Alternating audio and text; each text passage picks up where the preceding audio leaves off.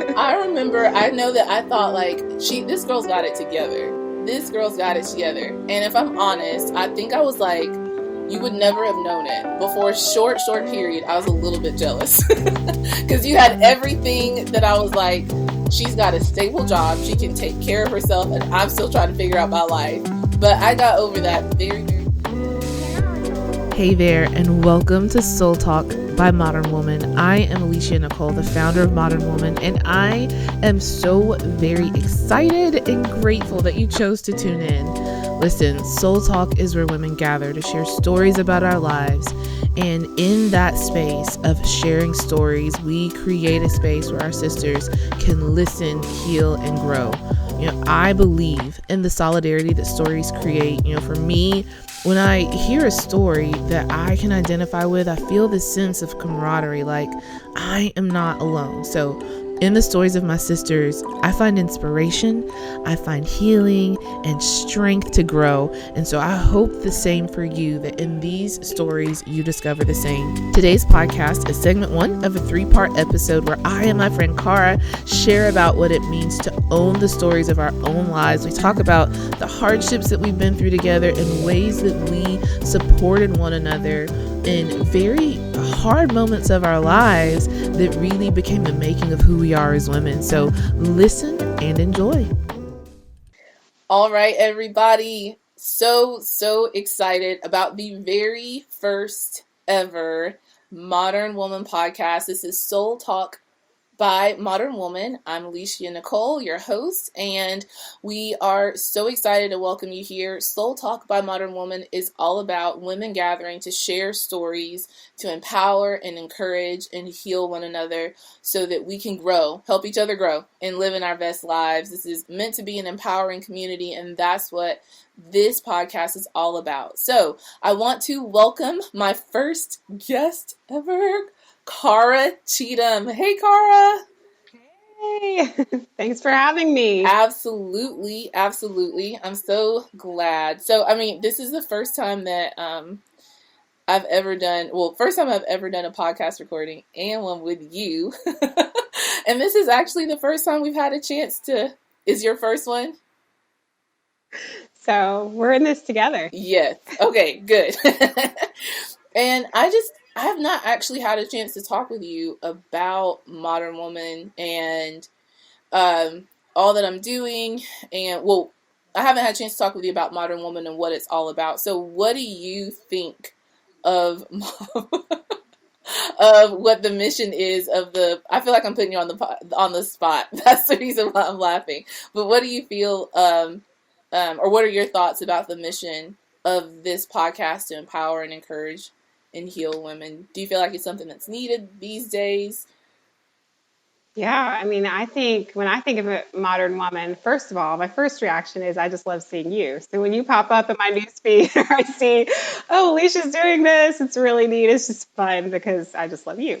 And also I think knowing that your heart, just that you've spent time in the secret place before the Lord, that you empowering women has a godly worldview and it has a godly perspective. It's not, the world has an idea of what it means to empower women, and God has an idea of what it looks like to empower women. So when I think of you leading the charge on this vision, I know that it's going to be something that's birthed from really seeking the Father's heart and loving women in the way that He loves them. So, whoa, that's great. Man, that makes me feel wonderful and humbled. I totally was not expecting that. Thank you so much. It's true. Thanks, girl. Yeah. Well, today's conversation is really very special to me because you and I have been friends since just after I was out of college. And Cara is the friend that remained. Cara, really, you stuck it out with me through some of the hardest time in my life that I can ever recall. You were there with me through it all. And so, I do keep in contact with different people, but you're that great friend who is always reaching out and making sure we connect at least once a year. And I really love and appreciate that. So I just wanted for you to share a little bit about yourself first. Just let people know who you are, where you come from, and just whatever you want to share about you. Sure. So I'm originally from Maryland. I grew up there for 23 years, and I'm one of four kids. My dad's a pastor. Um, I went to the University of Maryland, got a Bachelor of Science in Marketing and Psychology, then came to South Carolina for a work promotion. Shortly, I worked for sales for a year up there, and then came to South Carolina for a work promotion. And got my MBA while I was here, and worked in product development marketing for about 10 years, and then came home to be with my kiddos. And throughout that process, met my husband, Joseph. We'll be married 8 years in February. And we have, I know, it's not crazy. It feels like that should be like yesterday. We have a 7-year-old, a 5-year-old, and a 1-year-old little girl. So Yeah, I remember being in your wedding, and I think yours might be the only wedding I was ever in. I was so honored, but because I was in college with Joseph, and so I knew, I knew pre-married Joseph. I'm not as familiar with post-married Joseph, but it was really cool to like be there with you guys and watch your relationship grow. It was very great, and it let me know some things that I'll need to be ready for whenever that part of life happens. Okay, so here's my next question. What do you remember about us becoming friends? Because I know what I remember, but I want to know what you remember. it's going to be really funny if we remember totally different things. Yeah. So, because my memory can be a little bit, woo. But so I remember going to the young adults ministry at RWOC. Mm-hmm. So after I moved to South Carolina from Maryland, I had just come out of this place of like a really rough 8 years. Like high school and college was low. I was struggling in a lot of ways. And so it's funny that you say like you met me in a hard place. I feel like I met you coming out of a really hard place, and was just in this season where I was just hungry for the things of the Lord. Like I wanted truth. I wanted to run after God. I wanted to be sincere. I didn't want to play games because I had grown up in the church, but I did not read my Bible. Like I just had a lot of things wrong. And so came back to the Lord about a year before I moved to South Carolina.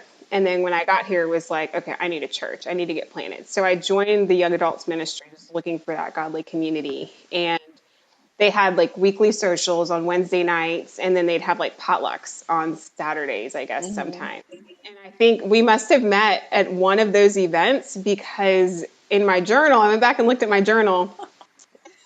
I was like, I'm going to get this right. I was determined. The first time I wrote about you in my journal was in March of 2010. We went to IHOP, pancakes, not prayer, International House of Pancakes, right? And that was like actually the time when you told me like you were supposed to tithe off your gross income, not your net. And it like blew my mind. And so that's the first time you were in my journal. So we must have met before that, either in late 2009 or in early 2010. Yeah, because at the time we did not know much about each other, and one of our friends was in a really hard spot, and she needed a bed. And so that's the reason why part of the reason why I went to IHOP. I think we delivered her bed that day, and then we all went to IHOP for free pancakes. Oh, is that what it was? Okay, that makes sense. That makes sense. So, and I don't remember my very first impression of you, but I'm sure I was just like, she's trustworthy, she's genuinely seeking the Lord, and she's just fun, which is still how I see you. So Awesome. I'm sure that was my first impression. I know that I thought like, this girl's got it together. This girl's got it together. And if I'm honest, I think I was like, you would never have known it. Before a short period, I was a little bit jealous. Because you had everything that I was like, she's got a stable job. She can take care of herself. And I'm still trying to figure out my life. But I got over that very, very quickly, because I loved how, like, you loved and cared for people so well. Like, we talked about, man, our friend has a need. And you called around, you found a place that had a bed. I think somehow we raised money with friends, and I've almost figured, I don't know if I'm remembering this right, but I feel like you haggled them down. Probably. That sounds like something I would do. Yep. And we got that girl off the floor. And I was like, wow, I've never seen someone make something like this happen so quickly for someone who needed it. So, okay, cool. We remember relatively the same thing. That's great. Listen, I know that for sure for me, like, so basically today I wanted to talk because our friendship, um, where it came from in my life, the focus for January was really like loving and owning the own story of your life. That's been my focus with Mdrn Woman, and how like the different hard places that we go through, not to undervalue that or underestimate it, because that is that story is a witness and a testimony to help other people come out. So I really wanted to talk about that with you today. It's like what I found is it's so easy to compare ourselves to other people in society and compare our lives to someone that we admire, or even like the picture of what society says our lives are supposed to look like. And that is really hard. And I think that women, I don't really know if more so than men, because I've not really talked with men about this. But one thing I've seen is a lot of us women, like, we struggle with comparing our lives to someone else's to kind of know, like, is my life on track? And I just want to know first from you, like, do you ever struggle with that? Have you ever found yourself struggling with comparison or not? Because I know there are women who never do. So has that been a part of your story, the comparison issue? Absolutely. I think in my head, I want to say I probably struggled with it most in high school and college. Mm-hmm. Those were those really hard years, and wanting to have the right brand name clothes or wanting to be invited to the cool kids' houses. I wanted to fit in. I wanted to be successful. Um, but I'm sure that there are things now I'll look back on from my 30s and be like, girl, you spent way too much time thinking about that. In, in the age of Instagram, I mean, you can hashtag anything and find perfect home decor, or somebody who does workout videos and always has the cutest little outfits on, or healthy recipes. Gosh, I don't cook for my husband like that. I mean, it's endless. So I'm sure I still have things now that I need to recalibrate to the Lord's priorities and spend less time on. But I do think the absolute hardest time for me was high school and college. Okay. Why was that, do you think?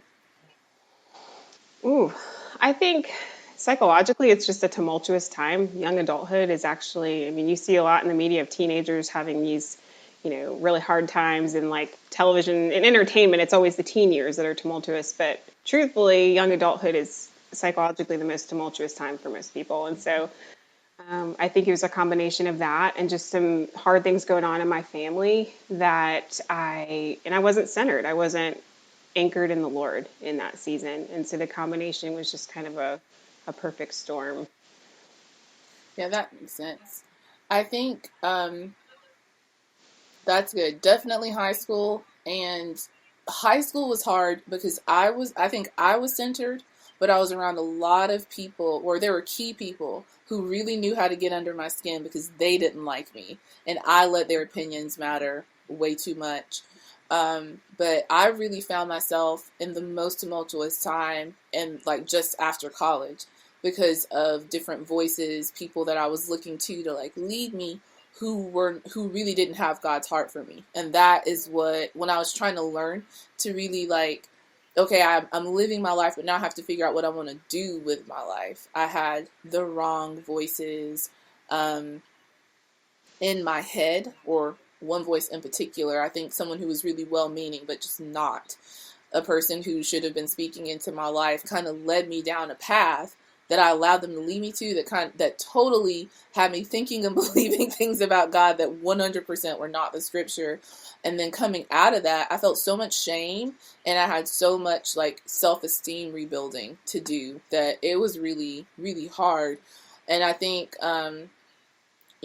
that's where, for me, when I talk about like loving and owning your story,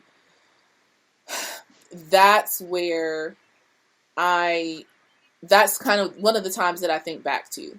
Like, despite how hard that was for me, or despite how crazy high school and stuff was, it's still a part of what makes me who I am. And that, what I learned from it, rather. Like, I would never want to, I'm not one of those people who's like, I'll go back and relive the hard stuff because it defined me. Like, no, some things I really would never I really don't want to ever go back and do it again. I would take it back if I could. I would 100% take it back. But learning from it, what I learned from it is kind of, I guess that's the point I'm trying to make. I'm grateful for the lesson that came out of it. And if me sharing that story helps other people, then I love it. So I guess, when you hear love your own story, like love the story of your life, what comes to mind for you? What do you think about that phrase? Gosh, I mean, when you are talking about areas where or circumstances that you wouldn't really want to go back to, if I'm honest, I think there's plenty of parts of my story that I don't love. I still cringe at, my sin and the mistakes I've made and people that I've hurt. I'm embarrassed, truthfully, when I think about it. But the part I love seeing is God's faithfulness to me. And when I pursued him even with weak efforts, he's been faithful, and I've seen life-giving results come out of me just making the next right step of obedience, even when I didn't know where it was leading. And so, he's good. It's in his hands. If I just make the next right decision, the outcome may not be what I would choose right away. I mean, it's not like following Christ can cost you things, right? Like it'll cost you relationships, it'll cost you reputation at times, but he gives you peace. And, many times, I guess situations that started out feeling so hard to follow Christ ultimately led to really wonderful directions. And I've been blessed to see some of the hard things work out. Others are still in process, still in hard places with some relationships, but I'm praying and believing that they will ultimately work out for good in God's timing if I just do the next right thing, and most of all, just keep my heart right before him.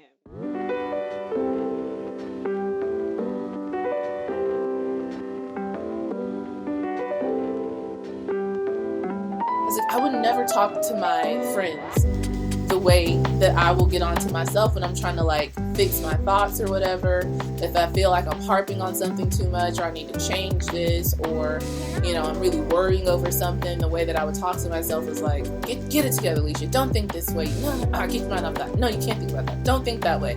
Instead of being like, hey, it's okay. Let's walk through this. Thank you so much for listening in today. Be sure to tune in to segment 2.